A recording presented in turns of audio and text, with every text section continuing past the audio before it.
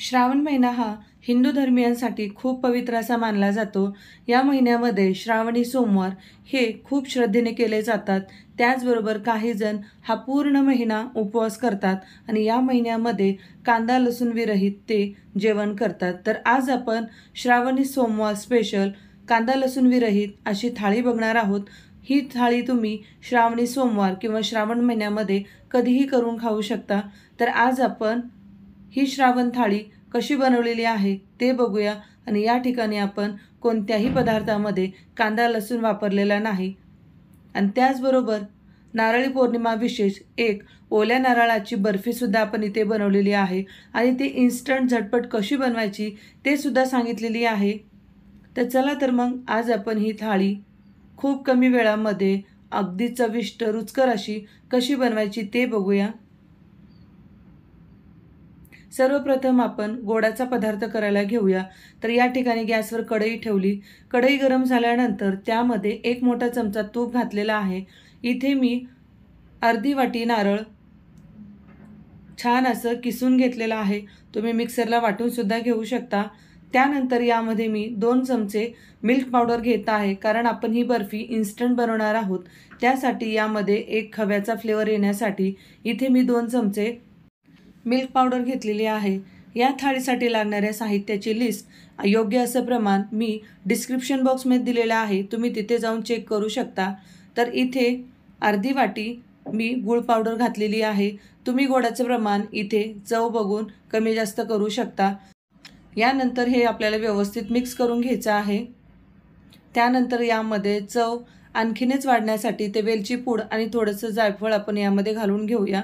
त्यामुळे गोडाच्या पदार्थाला आणि ओल्या नारळाची बर्फी बनवत असाल, कोणत्याही प्रकारचा पाक तयार न करता चाचणी न बनवता आज आपण ही इन्स्टंट आपण बर्फी बनवत आहोत।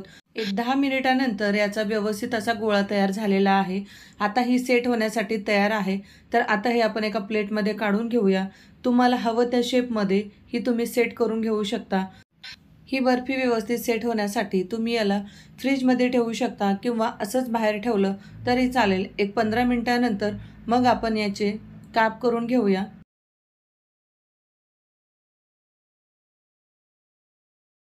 15 मिनिटानंतर ही व्यवस्थित सेट झालेली आहे। ही आपण कट करून घेऊया। तुम्ही इथे बघू शकता याचा टेक्स्चर अगदी बेसन बर्फीसारखा दाणेदार झालेला आहे आणि ही चवीला खूप छान लागते। तुम्ही एकदा नक्की करून बघा। जायफळ वेलची पूडमुळे याची चव खूप छान येते। तर तयार आहे आपली नारळी पौर्णिमा स्पेशल श्रावणी थाळीमधील गोडाचा पदार्थ ओल्या नारळाची बर्फी। ही बर्फी तुम्ही नारळी पौर्णिमा विशेष सुद्धा बनवू शकता। तर यानंतर गोडाचा पदार्थ झाला, आता आपण भाजीकडे वळूया। तर या ठिकाणी मी वाटाणा बटाट्याची एक भाजी बनवणार आहे।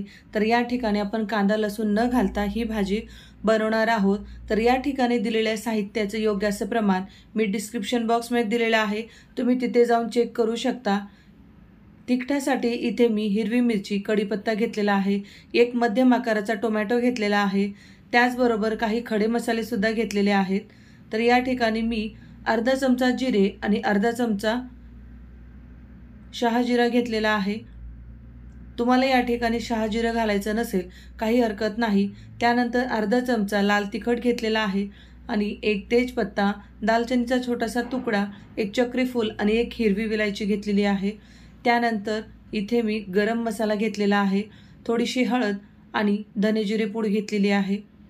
ग्रेव्हीसाठी इथे मी सुकं खोबरं वाटून घेतलेलं आहे, त्याचबरोबर दाण्याचं कूटसुद्धा घेतलेला आहे। गॅस ऑन करून त्यावरती आपण आता पॅन ठेवून घेऊया। या ठिकाणी आपण कोणतंही वाटण तयार न करता आज ही भाजी बघणार आहोत। तर यासाठी पॅन गरम झाल्यानंतर आपल्याला गॅसची फ्लेम लो करायची आहे, त्यामुळे या ठिकाणी कोणतेही मसाले तेलामध्ये करपले जाणार नाहीत। तेल छान तापलेलं आहे। तर सर्वप्रथम आपण यामध्ये शहाजिरं आणि जिरं घालून घेऊया। हे तेलामध्ये छान फुलल्यानंतर खडे मसाले घालून घेऊया। हे व्यवस्थित तेलामध्ये आपण परतून घेऊया, त्यामुळे भाजीमध्ये या खडे मसाल्याचा फ्लेवर खूप छान उतरतो। त्यानंतर तिखटासाठी इथे मी हिरवी मिरची आणि कढीपत्ता घातलेला आहे। या ठिकाणी तुम्हाला जर तिखट कमी हवं असेल तर तुम्ही हिरवी मिरची स्किप करू शकता। लाल तिखट, धने जिरे पूड आणि थोडीशी हळद घालून घेऊया। गॅसची फ्लेम आपल्याला लोच ठेवायची आहे, त्यामुळे हे मसाले तेलामध्ये करपले जाणार नाहीत। हे थोडंसं आपण तेलात छान परतून घेऊया। त्यानंतर मसाला करपू नये त्यासाठी पटकन इथे मी टोमॅटो घालून घेतलेला आहे। त्यानंतर इथे मी अर्धी वाटी सुकं खोबरंचं वाटण घेतलेलं आहे। यामध्ये काहीही घातलं नाही, फक्त सुकं खोबरं वाटून घेतलेलं आहे। तुम्ही किसून सुद्धा घेऊ शकता। त्यानंतर टोमॅटो तेलामध्ये सॉफ्ट करण्यासाठी इथे मी थोडंसं मीठ घातलेलं आहे। तर हे तेलामध्ये एक 10 सेकंद छान परतून झाल्यानंतर यामध्ये एक छोटी वाटी मी पाणी घातलेलं आहे। मसालेसुद्धा तेलात करपले जाणार नाहीत, त्याचबरोबर टोमॅटोसुद्धा तेलामध्ये छान असे सॉफ्ट होतील। आता यावरती आपण झाकण ठेवून देऊया। 10 ते 15 सेकंदानंतर इथे आपण झाकण उघडलेलं आहे। तुम्ही बघू शकता मसाले आणि टोमॅटो तेलामध्ये छान असे एकजीव झालेले आहेत आणि खूप छान असे ते परतून झालेले आहेत। यानंतर यामध्ये आपण हिरवे वाटाणे ॲड करून घेऊयात। त्याचबरोबर इथे मी बटाटेसुद्धा मध्यम आकाराचे कट करून घेतलेले आहेत। या ठिकाणी बटाटे तुम्ही तुमच्या आवडीप्रमाणे लहान मोठ्या आकारामध्ये कट करून घेऊ शकता। तर हे तेलामध्ये छान परतून घेतलेलं आहे। त्यानंतर वरून मी अर्धा चमचा गरम मसाला त्याचबरोबर चवीनुसार मीठसुद्धा घातलेलं आहे। त्यामुळे बटाट्याला खूप छान असं मीठ लागतं आणि बटाटे भाजीमध्ये चविष्ट लागतात। हे आपल्याला थोड्या वेळासाठी छान मिक्स करून घ्यायचं आहे आणि यावरती झाकण ठेवून आपल्याला एक अर्धा मिनिटभर वाफ काढायची आहे आणि त्यानंतर त्यामध्ये आपल्याला गरम पाणी ॲड करून घ्यायचं आहे। सुरुवातीला जर आपण पाणी ॲड केलं तर भाजीची चव तितकी विशेष येत नाही, पण तुम्ही सुरुवातीला बटाटे आणि वाटाणा तेलामध्ये छान असं परतून घेऊन झाकण ठेवून एक वाफ काढली की त्या बटाट्याला मसाल्याचा एक फ्लेवर खूप छान येतो आणि बटाटेसुद्धा भाजीमध्ये चविष्ट लागतात, त्याला मीठ लागतं। तर इथे मी पाणी टाकल्यानंतर झाकण ठेवून एक अर्धा मिनिटभर परत वाफ काढलेली आहे। त्यानंतर आपण यावरती दाण्याचं कूट घालून घेऊया। या ठिकाणी शेंगदाण्याचं कूट जे आहे ते ऑप्शनल आहे, तुम्हाला जर आवडत असेल तर तुम्ही घालू शकता, जर आवडत नसेल तर काहीच हरकत नाही। वरून थोडीशी फ्रेश कोथिंबीर बारीक कट करून घालून घेऊया आणि व्यवस्थित हे मिक्स करून घेऊया। तर तयार आहे आलं लसूण विरहित बटाटा वाटाण्याची भाजी। तर यानंतर आता भाजी तयार झाली, आता आपण डाळ बनवायला घेऊया। तर या ठिकाणी एक मोठी वाटी मी डाळ कुकरमध्ये स्वच्छ धुवून पाणी घालून घेतलेली आहे। आता आपण कुकर लावून घेऊया आणि कुकर होत आहे तोवर इथे आपण कणिक मळून घेऊया। तर या ठिकाणी मी 2 मोठी वाटी कणिक घेतलेला आहे। तर त्यासाठी इथे मी 2 चमचे बारीक रवा घेतलेला आहे। जाडसर रवा असेल तर थोडासा तुम्ही मिक्सरला फिरवून घेऊ शकता। त्यानंतर या ठिकाणी 2 चमचे मी तेलाचं मोहन घालणार आहे, त्यामुळे पुरी ही खुसखुशीत होते। तर सुरुवातीला आपल्याला हे तेल व्यवस्थित पिठाला चोळून घ्यायचं आहे। या ठिकाणी पीठ आपल्याला सैलसर मळून घ्यायचं आहे, कारण यामध्ये आपण रवा घातलेला आहे। ते पीठ भिजल्यानंतर रवा फुलला जातो आणि त्यामुळे नंतर पीठ खूप हार्ड होऊ शकतं। त्यासाठी आपल्याला सुरुवातीला पीठ सॉफ्ट असं मळून घ्यायचं आहे। त्यानंतर इथे डाळसुद्धा आपली छान अशी शिजलेली आहे। तर विस्करच्या साहाय्याने आपण ही डाळ व्यवस्थित घोटून घेऊया। तर या ठिकाणी तुम्हाला डाळीवरती सालसुद्धा दिसत आहे, कारण ही घरगुती डाळ आहे, त्यामुळे त्यावरती थोडीशी साल आहे। तर हे डाळ व्यवस्थित शिजलेली आहे। तर यासाठी आपण आता गॅसवर पाणी गरम करायला ठेवूया। तुम्ही वरण बनवत असताना त्यामध्ये जर थंड पाणी घातलं तर त्याची चव विशेष लागत नाही, पण तुम्ही त्याच ठिकाणी जर गरम पाण्याचा वापर केला वरण हे खूप भारी होतं। तर या ठिकाणी गॅसवर कढई ठेवली, कढई गरम झाल्यानंतर 2 मोठे चमचे तेल घातलं। त्यानंतर त्यामध्ये मोहरी जिरं घालून घ्यायचं आहे। त्याचबरोबर इथे हिरवी मिरची कढीपत्तासुद्धा घातलेला आहे आणि तेल छान आपल्याला तापून घ्यायचं आहे। चुरचुरीत अशी फोडणी झाली की वरण चवीला हे भन्नाट लागतं। त्यासाठी फोडणी देत असताना गॅसची फ्लेम आपल्याला लो ठेवायची नाही आहे। त्यानंतर यामध्ये मी मध्यम आकाराचा एक टोमॅटो बारीक कट करून घातलेला आहे। तेलामध्ये छान परतून झाल्यानंतर त्यामध्ये थोडीशी हळद आणि चवीनुसार मीठसुद्धा घातलेला आहे। हा टोमॅटो आपल्याला इथे तेलामध्ये छान असा सॉफ्ट करून घ्यायचा आहे। माझी आई सांगते की वरण बनवत असताना मसाले तेलामध्ये फ्राय झाल्यानंतर जेव्हा आपण डाळ त्यामध्ये ओततो तर त्याचा आवाज झाला पाहिजे, तरच ते चवीला वरण खमंग लागतं आणि त्याची टेस्ट खूप भन्नाट अशी लागते। तर या ठिकाणी टोमॅटो तेलामध्ये सॉफ्ट झालेले आहेत। तर या ठिकाणी आपण यामध्ये आता डाळ ओतून घेऊया। डाळ शिजल्यानंतर त्यामध्ये आपण थोडीशी हळद घालून घेतली की वरणाचा रंग सुद्धा खूप छान येतो। तर इथे मी डाळ शिजल्यानंतर शिजलेल्या डाळीमध्ये सुद्धा अगदी चिमूटभर मी हळद घातलेली होती। तर या ठिकाणी आपण डाळ फोडणीमध्ये ओतून घेतलेली आहे। हे व्यवस्थित एकदा मिक्स करून घेऊया। यामध्ये चवीनुसार सुद्धा आपल्याला मीठ घालून घ्यायचं आहे। जर तुम्हाला कोथिंबीर आवडत असेल तर यामध्ये तुम्ही जर वरून कोथिंबीर घातली तर हे वरण चवीला खूप छान लागतं। मी घरी बनवत असताना सुद्धा अगदी अशाच प्रकारे वरण बनवते। तर कोथिंबीर घातल्यानंतर एकदा परत हे ढवळून घेऊया आणि फक्त एक उकळी आपल्याला काढून घ्यायची आहे। तुम्ही जर श्रावण महिन्यामध्ये कांदा लसूण खात नसाल तर अशा प्रकारे भातासोबत वरण एकदा नक्की करून बघा आणि कसं झालं होतं ते कमेंट करून सांगायला विसरू नका। तर तयार आहे इथे आपलं कांदा लसूण विरहित वरण। वरण तयार झाले तर आता आपण पुरी करायला घेऊया। जे कणिक आपण भिजायला ठेवली होती ती अगदी छान भिजलेली आहे आणि यामध्ये रवा घातल्यामुळे आपल्याला इतका वेळ हे भिजायला ठेवणं सुद्धा गरजेचं होतं। त्यामुळे रवा छान फुलला जातो आणि पुरी सुद्धा खूप छान होते। तुम्ही इथे बघू शकता सुरुवातीला आपण हे थोडंसं सैलसर मळल्यामुळे रवा भिजल्यानंतर सुद्धा हे खूप असं सॉफ्ट पीठ भिजून झालेलं आहे। तर हे परत एकदा आपण थोडंसं तेलाचा हात लावून व्यवस्थित मळून घेऊया। त्यानंतर तुम्ही तुमच्या आवडीप्रमाणे पुरी लहान मोठी आकारामध्ये बनवून घेऊ शकता।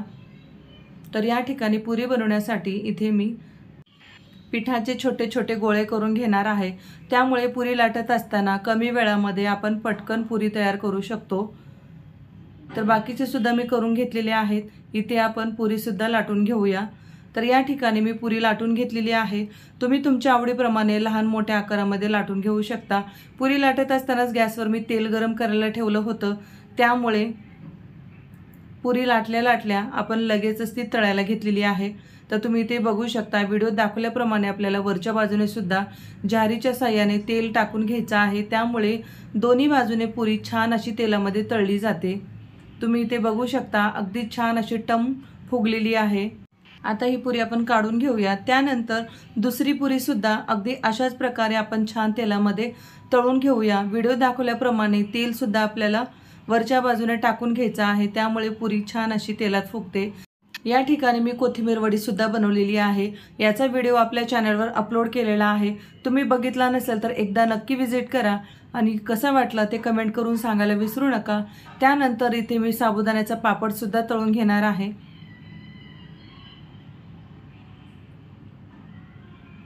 हा घरगुती बनवलेला साबुदाण्याचा पापड आहे। याची रेसिपी सुद्धा तुम्हाला उन्हाळ्यात नक्कीच बघायला मिळेल। तर इथे पापड सुद्धा छान असा तळून झालेला आहे। तुम्ही कोथिंबीर वडी इथे बघू शकता। खूप छान अशी क्रिस्पी कोथिंबीर वडी तयार झालेली आहे। तर आता आपली थाळी तयार होत आहे। सर्वप्रथम इथे आपण भाजी घेतलेली आहे। त्यानंतर इथे वरण, त्याचबरोबर इथे खुसखुशीत अशी पुरी, तसेच चव वाढवण्यासाठी इथे कुरकुरीत अशी कोथिंबीर वडी आणि मस्त असा लुसलुशीत मऊ भात आणि त्यावरती तुपाची धार आणि त्याचबरोबर जर पापड असेल तर खाण्याला खूप मजा येते। आणि गोडाचा पदार्थ म्हणजे नारळी पौर्णिमा विशेष ओल्या नारळाची बर्फी। तर अशा प्रकारे आज आपली श्रावण थाळी तयार आहे। ही थाळी तुम्ही राखी पौर्णिमा विशेष सुद्धा बनवू शकता। जर तुम्ही कांदा लसूण खात असाल तर आपल्या चॅनलवर राखी पौर्णिमा विशेष थाळी रेसिपी व्हिडिओ अपलोड केलेला आहे। त्याची लिंक मी डिस्क्रिप्शन बॉक्समध्ये देते। तुम्ही तिथे जाऊन चेक करू शकता। खूप अशी चविष्ट रुचकर परिपूर्ण अशी थाळी बनवलेली आहे। तर आजची ही थाळी तुम्हाला कशी वाटली ही कमेंट करून सांगायला विसरू नका। त्याचबरोबर प्रियंकाज मराठी किचन या यूट्यूब चॅनलला तुम्ही सबस्क्राईब केलं नसेल तर पटकन सबस्क्राईब करा। त्याबरोबरच बेल आयकॉनला क्लिक करायला विसरू नका। त्यामुळे आपल्या चॅनलवर येणाऱ्या नवनवीन रेसिपी व्हिडिओ तुम्हाला पाहायला मिळतील। त्याचबरोबर प्रियंकाज मराठी किचन या फेसबुक पेजला सुद्धा फॉलो करायला विसरू नका। तर अशी कांदा लसूण विरहित श्रावण थाळी तुम्ही श्रावण महिन्यामध्ये कधीही करून खाऊ शकता। कांदा लसूण नसेल तर भाजी काय बनवायची असा आपल्याला प्रश्न पडतो। तर असा प्रश्न पडल्यानंतर हा व्हिडिओ एकदा नक्की बघा आणि अशा प्रकारे ही थाळी बनवल्यानंतर ती कशी झाली होती ते कमेंट करून सांगायला विसरू नका। परत भेटूया अशाच एका नवीन रेसिपीसोबत। तोपर्यंत धन्यवाद।